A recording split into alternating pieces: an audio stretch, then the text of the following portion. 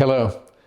In this video, I'm going to share with you a story ultimately about how I came to write my first book and invite you to consider or see if the situation I encountered, a version of it, has happened to you. And I like to call this the Cobbler has no shoes moment.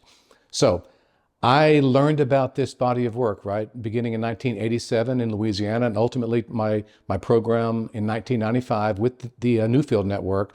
So since January of 1996, this is all I've been doing, right? My version, programs, workshops, based on these powerful distinctions, tools, practices that I got taught. Well, starting at about 1997, people started asking me at workshops, where can I get a book about this stuff? And of course, my initial internal conversation was, number one, I'm not smart enough to write a book. Number two, the people who taught me should write the book. I learned this through a series of programs in Louisiana, in Colorado, white papers. There is no book. People kept asking, where can I get a book about this? And finally, people started saying, well, why don't you write the book?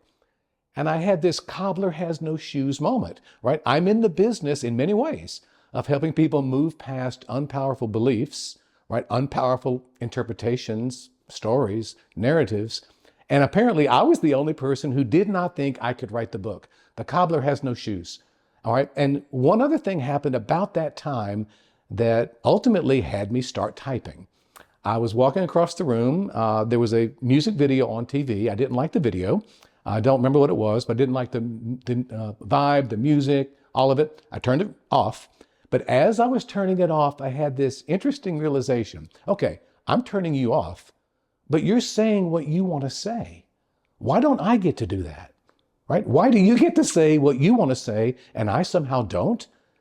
And that created some type of energy in me that said, you know what? I'm starting typing. And I started typing that night.